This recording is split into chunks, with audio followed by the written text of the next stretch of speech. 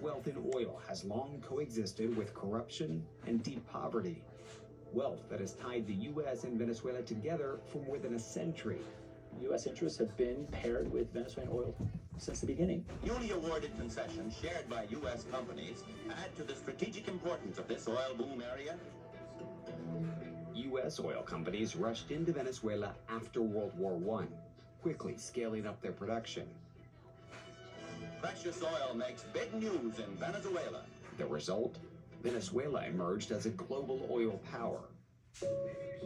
All while the country was under a brutal dictatorship. For most of the 1950s, Venezuela was ruled by another dictator, Marcos Pérez Jiménez. When Venezuela was under the Pérez Jiménez dictatorship, it was very close to the United States. Washington even gave Pérez Jiménez a prestigious U.S. military medal in 1954. That was a period when the U.S. was perfectly happy to ignore questions of human rights and work with dictators.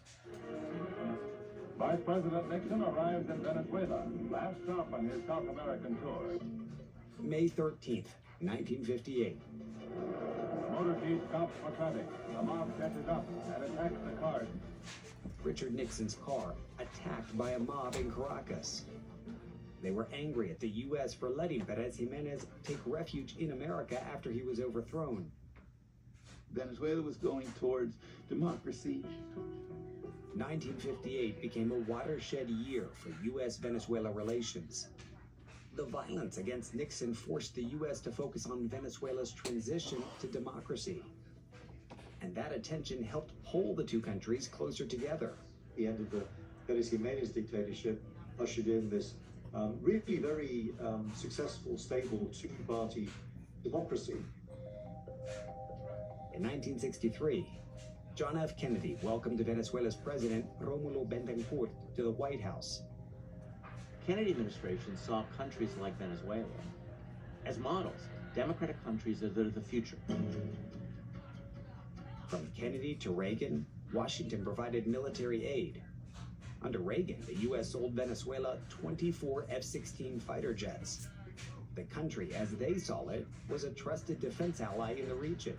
We did offer not just military equipment like fighter jets, but we offered a lot of doctrinal training. And that meant the military institution sort of comprised a Western military culture.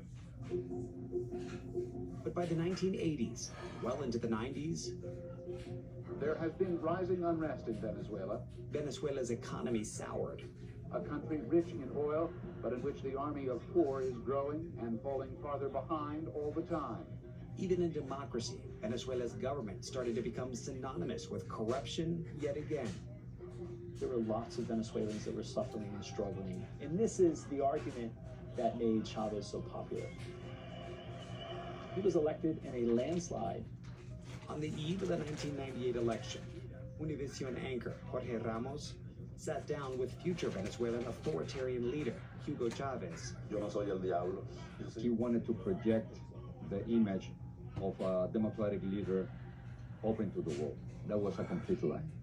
He created alliances with Russia, but mostly with Cuba. He admired what Fidel Castro had done. Castro, I think, probably would have said to Chavez, one good way of staying in power is fighting the US. So from the beginning of Chavez's rule in 1999, there was a very tense relationship with Washington. Optimistic, Bill Clinton invited Chavez to the White House. There was this talk about creating this hemisphere-wide free trade. Interviewing Chavez again 2 years later, Ramos was met with hostility. I remember that he put two chairs in the middle of a basketball court. He surrounded the court with hundreds of people that followed him and that loved him. Chavez rewrote the Constitution and lifted term limits, allowing him to stay in power.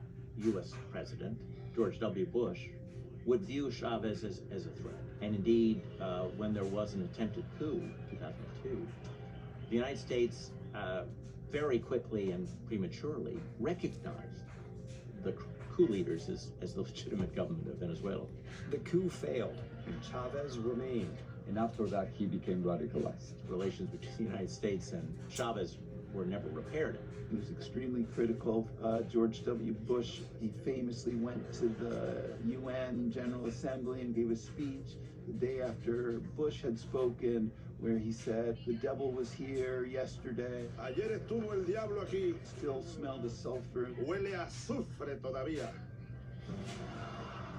He directly chose Nicolas Maduro as his successor. So the dictatorship continued. Venezuela is at its economic breaking point. It's a crisis.